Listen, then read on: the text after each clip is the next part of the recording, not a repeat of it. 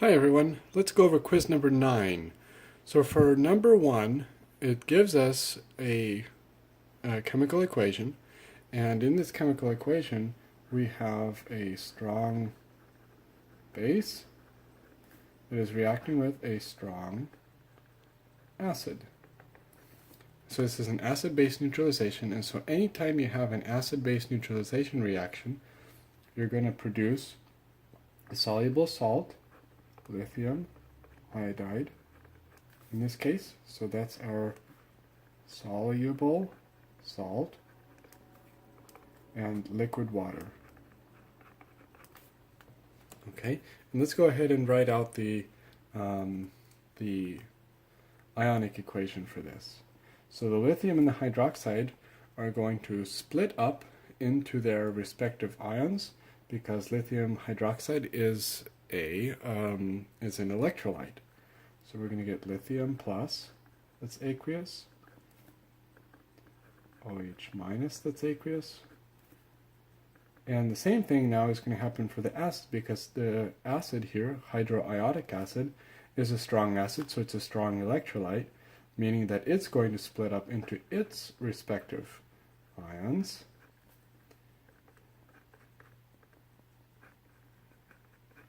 And now, in the products, we are creating a soluble salt, and by soluble salt what we mean is that this is also a molecule that's going to electrolytically dissociate. So it's going to produce lithium ions and iodide ions. And then finally here we have liquid water, because the water is not going to split up into ions. So we just leave it as a liquid. Okay, so this is now what we would call the complete ionic equation. Now let's go ahead and write out the net ionic equation. So remember, in the net ionic equation what we're doing is we're canceling out all of our spectator ions. So let's see, our spectator ions are going to be things that are on both sides of the equation. So we've got lithium here and lithium there. So our lithium is going to cancel. And let's see, do we have hydroxide here on this side? Nope, I don't see any hydroxide. Any protons?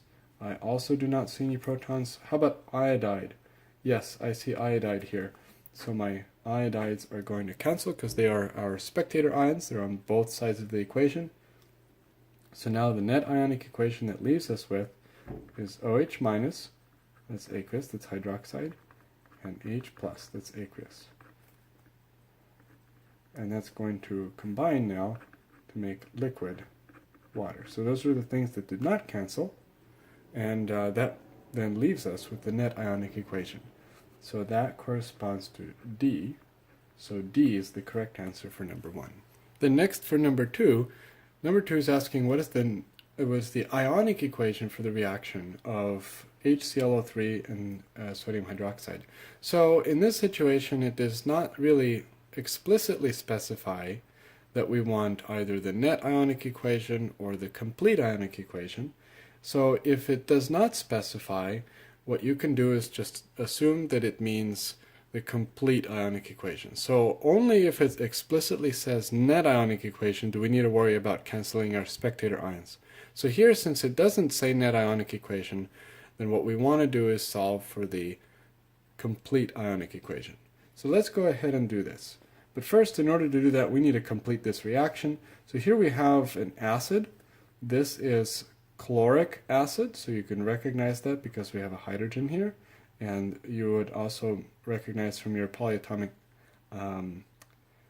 anions that this is the chlorate ion. And then here we've got sodium hydroxide, so we've got a proton neutralizing a hydroxide from the acid and the base.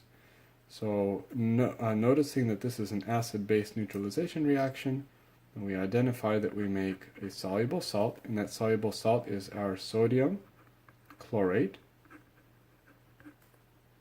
and water. Okay, so this is very characteristic of an Arrhenius acid-base neutralization. You're going to produce a soluble salt and water. So let's go ahead and split these up into their respective cations and anions and see what we end up with. So here I'm going to go ahead and call this the complete ionic equation. But keep in mind that sometimes the word complete is not included. So this might also be called the ionic equation. So let's see, we get H plus coming from the acid, chlorate minus, and sodium plus, and OH minus. Okay, so these are from the reactants. And then finally, we make our soluble salt. And again, by saying it's soluble and it's a salt, we are indicating that it's going to electrolytically dissociate into ions. And then over here, we just leave the water as a liquid. Okay. And there we go. We're done. So this is now the complete ionic equation. And that would be A for number 2. So the right answer for number 2 is A. So here for number 3, we're doing some interesting chemistry between a strong acid and a strong base. So you might recognize, hopefully intuitively at this point, that if we combine an acid and a base, we're going to get an acid-base neutralization, right? And so the resulting solution can be either acidic, basic, or neutral. And that's going to depend on whether at the end of this reaction, whether we have an excess of acid that's left over or an excess of base that's left over, or if the two are mixed in perfect proportion to one another and they both neutralize each other out perfectly and we're left with a neutral solution. So how do we go about figuring out whether we have an excess of either one or not? So here's how I would go about doing this. When I see a volume, like milliliters or liters, and a molarity, this is a strong indication that I can figure out moles from this. And if I can figure out how many moles of something I have, then I can compare the amount of acid and base that I have. So here I have volume and molarity. And let me just remind you once again that molarity is just moles per liter, right? So we can figure out how many moles of both acid and base we have, and then just compare the two and see whether we have more of one or the other. So let's go ahead and do that. Let's do that for the acid here. So we got HBr, and I'm going to note here that I have a 0.1 molar solution, so my molarity is 0.10 molar. And I don't know how many moles I have, but I do know that I have 0.05 liters. Right? I just took 50 milliliters and converted it to liters. And now I can solve for moles of HBr. So let's figure that out here real quick. So what we see is we have 0.005 moles of HBr. Okay, now this is a really important thing. When I'm saying I have 0.005 moles of HBr, what I'm saying is I have 0.005 moles of acid. What this is this is a species here that of course is going to be aqueous. So when we for example do our net ionic, or when we do our complete ionic equations, we know that this is a species that dissolves in water and dissociates, right? So when we have a strong acid, we know that 100% of it dissociates. So what we're looking at here is not only 0.005 moles of HBr, we are also looking at it being 0.005 moles of just H, right? Because what we're doing here is we're going HBr,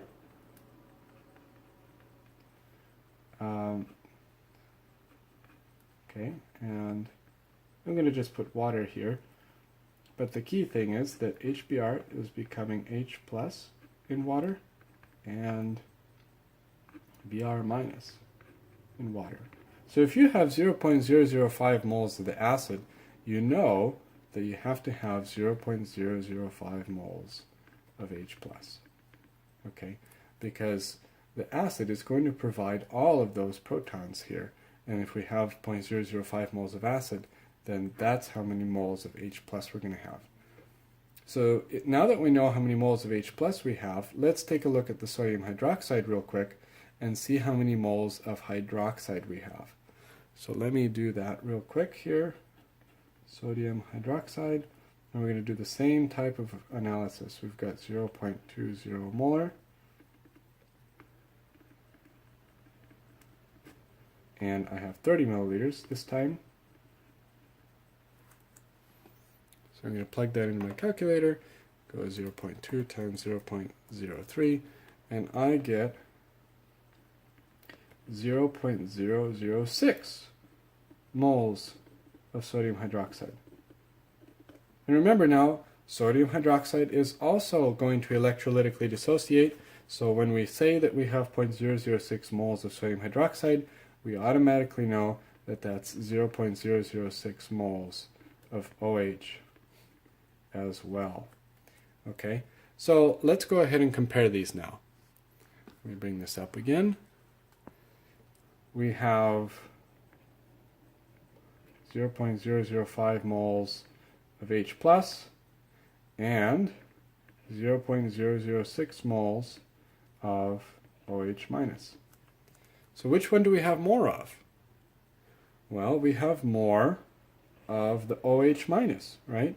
So is that going to make our solution more acidic or basic? Well, we know that the acid comes, or the H plus comes from the acid, so if we had an excess of H plus, that would be what we would call an acidic solution. But in this case, we have an excess of OH minus, the hydroxide. The hydroxide comes from the base, so that's why by convention we would call this solution a basic solution, because we have an excess of hydroxides. So when we get done with the neutralization, basically what's going to happen is 0.005 moles of hydroxide is going to go into neutralizing the 0.005 moles of protons. Okay, and they're going to neutralize, so they're going to go away, they're going to become water, and I'm going to be left with an excess of 0.001 moles of hydroxide, and that is going to produce my basic solution in the end. So that would be B. So B is the correct answer for number 3. Now for number 4. How many milliliters of 2.0 molar HCl must be added to neutralize a mixture of 0.16 molar HNO3, 100 milliliters of it, and 400 milliliters of 0.1 molar KOH? Okay, so we have a few things going on here. Let's break it up and take it one thing at a time. So it seems to me that we're first producing a mixture of HNO3 and KOH. Okay, so let's take a look at that first, and then we'll do the HCl later. So we're going to make our mixture here, and we're going to make HNO3 aqueous and KOH also aqueous. Okay, so it's important to recognize that this is an acid and this is a base.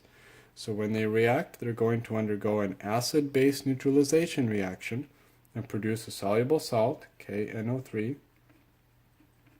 and water. Okay. Now, we need to figure out how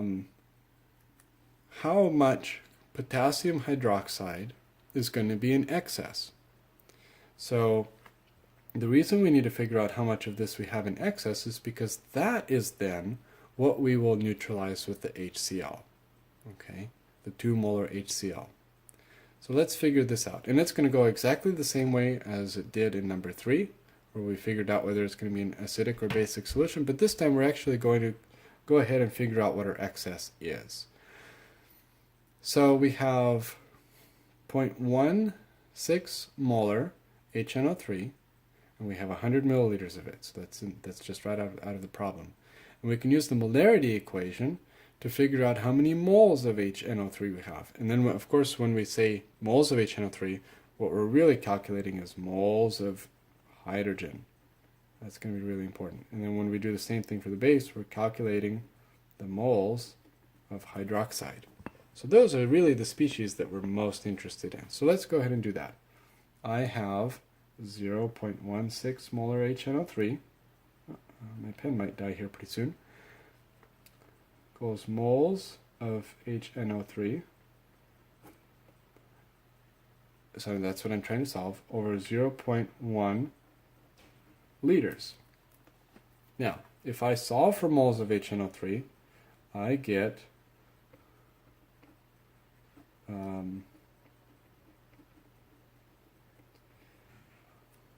I get 0.016 moles. Okay, that's the number of moles of HNO3 that I have. So that's my acid. Now let's take a second to figure out how many moles of KOH I have. Well, for KOH, let me separate these two. For KOH, my concentration from the problem is given to me as 0.1 molar. And so now I'm trying to solve for my moles of KOH.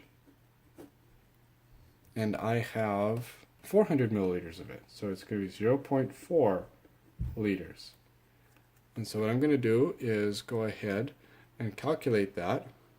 So it's going to be 0.1 times 0.4, because I'm trying to isolate the moles of KOH, and that gives me 0.040 moles of KOH.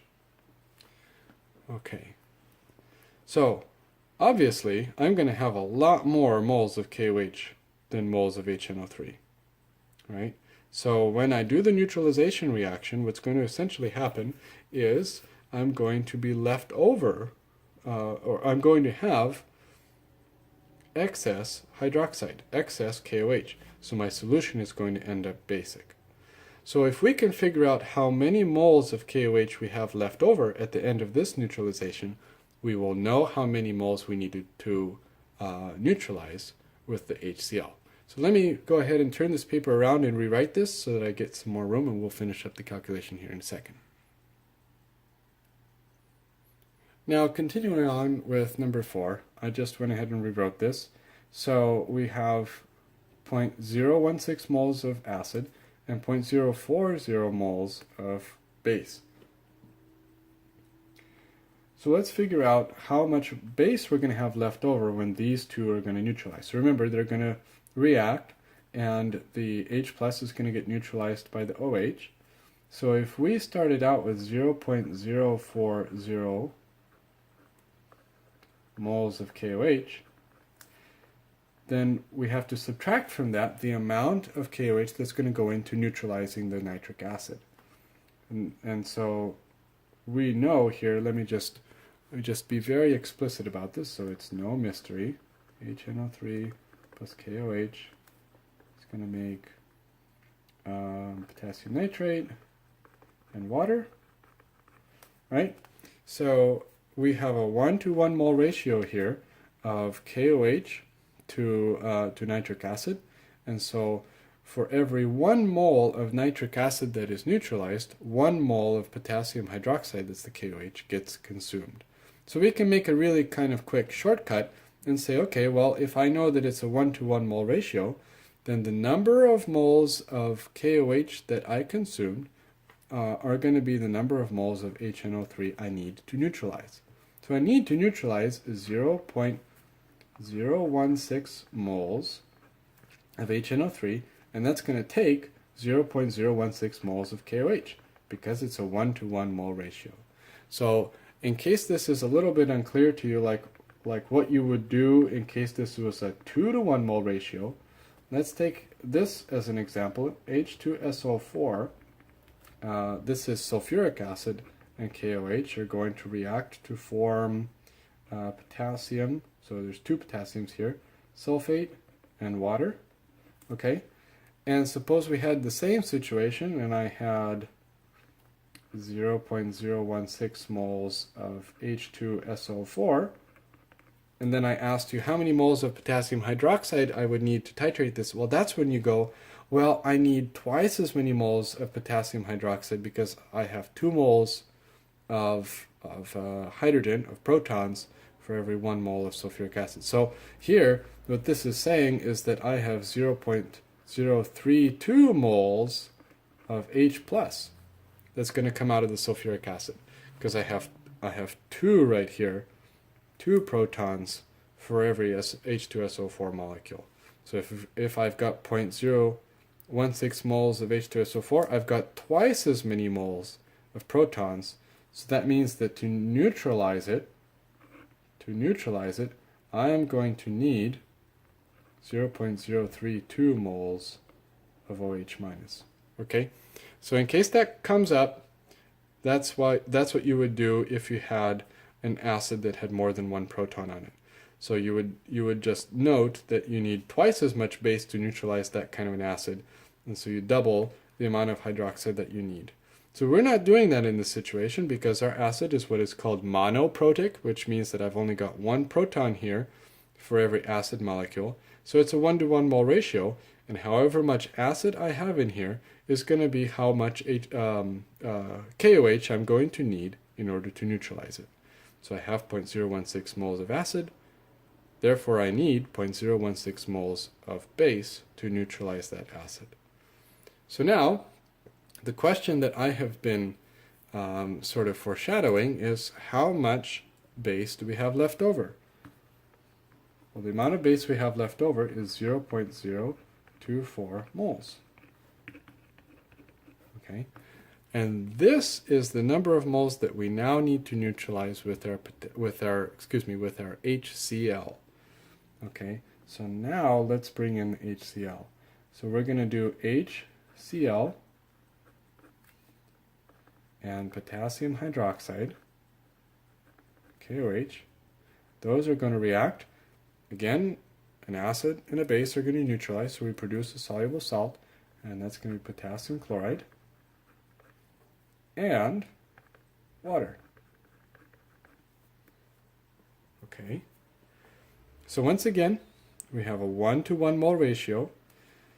So if I have 0.024 moles of KOH, I'm going to leave this question up to you for a second. How many moles of HCl do I need to neutralize 0.024 moles of KOH?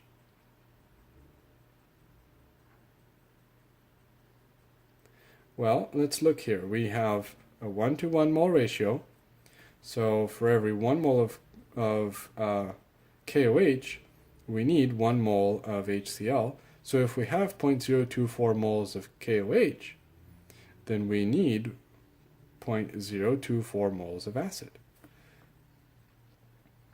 So of course we're going to go ahead and neutralize all of it, and that's going to leave us with no excess base, right? And that's going to bring us to our neutral point. And the amount of acid that took was 0.024 moles of HCl. Okay. Now, we have moles, and from the problem, we also have molarity, 2.0 molar. So remember, like I was saying earlier, that when you have your molarity equation, you're always going to have 2 out of the 3 variables, and you just solve for the third one. So we have the same thing here. Let's go ahead and plug them in. We know our molarity is 2.0, and we know that we have 0.024 moles of HCl. So let's figure out how many liters we need in order to give us that many moles.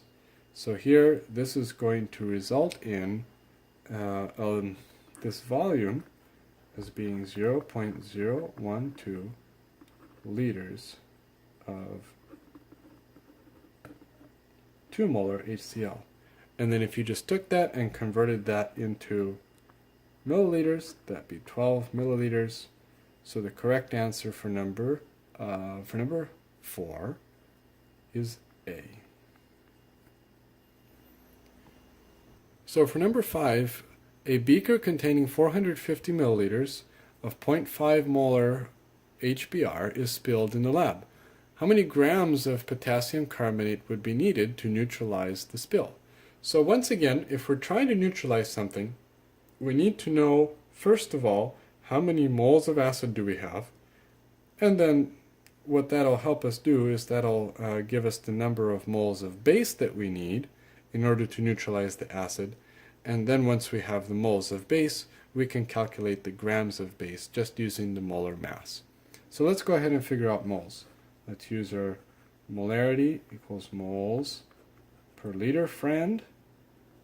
That's a good friend of ours. And let's go ahead and plug our numbers in. And moles of HBr. And we have 0.450 liters of it. So let me go ahead and plug this into my calculator. So I have 0.5 molar and 450 milliliters of it. So I have 0.225 moles of HBr. Now, in this situation, we need to take into account the mole-to-mole ratio. So in here, we have 0.225 moles of HBr. But if we want to figure out the number of moles of potassium carbonate we need to neutralize it, we need to take into account that there is not a 1-to-1 mole ratio here, and for every 1 mole of K2CO3, there are 2 moles of HBr from the balanced chemical equation that was given in the problem. Now we go like that, and now we have 0.1125 moles of K2CO3. So lastly, in order to figure out the number of grams we need to take this 0.1125 moles and multiply it by the mass of 1 mole. And what that's going to provide for us is the number of grams, which is 15.5 grams, and that corresponds to A. So A is the correct answer for number 5. So number 6 seemed to have tripped up quite a few people, and so I want to draw your attention to specifically what it means to be a Bronsted-Lowry base. Okay, so in order to be a Bronsted-Lowry base, a chemical species must be able to accept a proton. Okay, so where's it going to get the proton? From something that has a proton, and so by accepting that proton, it's going to make the solution more basic. So that is a Bronsted-Lowry base. It has to accept a proton. Okay, an Arrhenius base is something that gives up hydroxides. Okay, so they're not the same thing. If you see something that gives up hydroxides, like calcium hydroxide, for example, we know that's a strong base, and we know that electrolytically dissociates into calcium and hydroxide, meaning it's going to give up hydroxide into the solution. You know that's an Arrhenius base and not a Bronsted-Lowry base, because you're not going to be able to put any protons on this molecule. This molecule is going to split up and provide hydroxide to the solution, which is Arrhenius behavior, not Bronsted-Lowry behavior. So what you can do to the NH3 here is you can add a proton to this and make NH4+, right? This molecule has accepted a proton, so therefore it exhibits Bronsted-Lowry base behavior. For number C, this is the same type of behavior that we saw in A. This is an Arrhenius base because sodium hydroxide electrolytically dissociates into sodium ions and hydroxide ions. Okay, so in water, this makes Na plus and OH minus. Okay, so this is Arrhenius behavior, not Bronsted-Lowry behavior. We're not adding any protons to sodium hydroxide. Sodium hydroxide is splitting up into sodium and hydroxide, and the hydroxide is what makes it an Arrhenius base, not a Bronsted-Lowry base. So then finally here what we can do is we can add a proton. Sorry, I forgot to write that in. Plus H plus. What we can do is add in a proton, so this becomes CO3 minus with a proton, and lo and behold we can do it yet again and make H2CO3.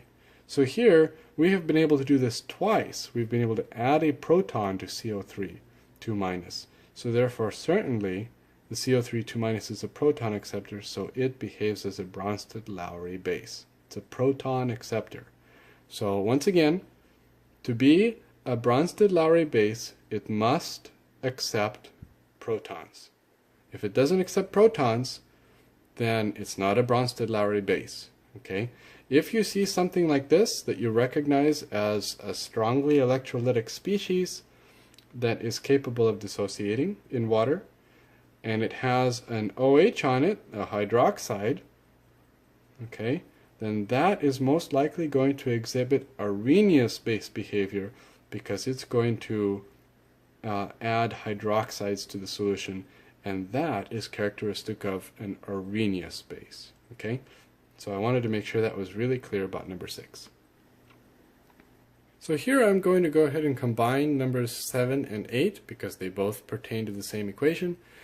And first of all, for number 7, we're being asked to identify the conjugate acid in this reaction. So here we've got acetic acid and ammonia reacting to make ammonium and acetate. So in order to figure out which of these is the conjugate acid, let's first of all figure out which is the acid and which is the base, and then we'll figure out our conjugates from there.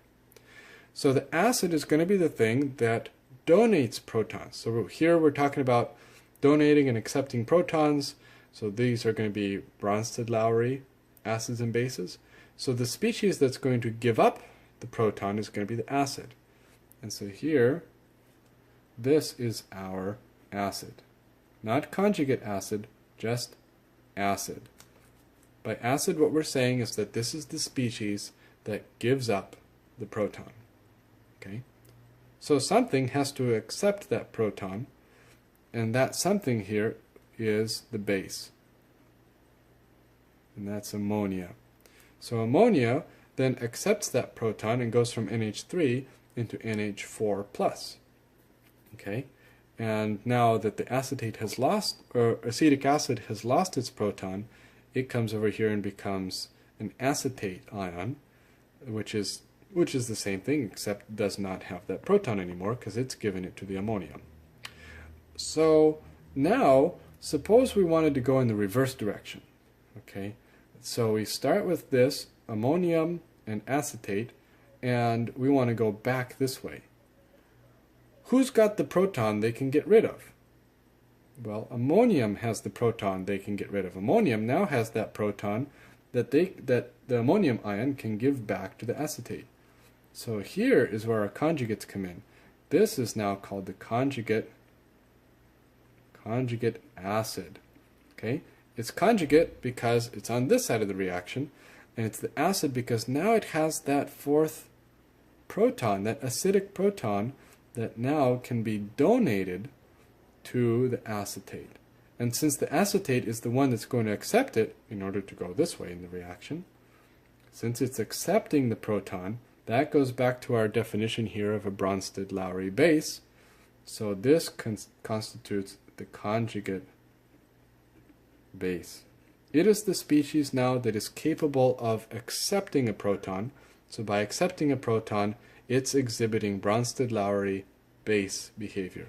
So it's now the conjugate base. Okay, so number 7 is going to be C. So this is number 7. And number 8 is going to be D. So the conjugate base here is then the acetate. So there you go. That's 7 and 8. In number 9, we're given 3 different acids: water, hydrofluoric acid, and hydrochloric acid. And we're being asked to rank them in order of increasing acid strength. So I think that HCl is definitely the strongest of the acids because neither water nor HF are listed in the strong acids table. So hydrochloric acid, being one of our strong acids, is going to be the strongest of the 3 acids. So C here is clearly an incorrect answer because C has HCl as the weakest acid, and that's not going to be true. But that still leaves us with A and B, And the difference between A and B is determining whether water or HF makes the stronger acid. And so here I went ahead and set up a reaction where that might help us determine which is the stronger acid. So here we have some water and some HF. And what I'm showing here is a reaction to make hydronium and fluoride ions. So the question is, which one donates the proton? So in other words, which one serves as the better acid? And here what we see is that the HF is the species that donates the acid. So HF is going to give its acidic proton up to the water. And by giving it up to the water is just inherently accepting that proton. So the HF is acting as the acid, the Bronsted-Lowry acid. It's donating the proton. And the water is acting as the Bronsted-Lowry base because it is accepting that proton. Therefore, HF is going to be the stronger acid out of the pair because it is the species that successfully protonates the water. If it were the other way around, and suppose water were the stronger species, then somehow you would have to find a way to take one of the hydrogens off of the water and put it onto the HF. So you'd make, I guess you'd make OH minus and H2F. That's pretty unlikely. I think that considering that HF is indeed one of our acids, it is going to be the species that donates its proton to the water, and that's going to be a much more favorable reaction than the water trying to give one of its protons away, so therefore HF is going to be the stronger acid. And so the rank that we want to apply here is going to be that we have water as our weakest acid, because it's the one that's going to want to give up its proton the least. And then we have HF, because HF then successfully protonates water, so it's going to be the stronger acid. And then the strongest acid is the HCl, because we know from our tables that HCl is one of the strong acids. Okay, so this ordering then corresponds to B. So B is the correct answer for number 9. And number 10, I just want to talk through a little bit. Here we're ranking the HClO2, HClO3, and HClO4 acids in order of increasing acidity. And all you have to know here is that the more oxygens you have in there, the stronger the acid's going to be. So this is just something that you would glean from looking at an acidity table. So HClO2 is going to be the weakest acid, and then HClO3 is going to be the intermediary acid, and then HClO4 perchloric acid is going to be the strongest acid. So A then is going to be the correct answer for number 10. Okie doke, and that was quiz number 9.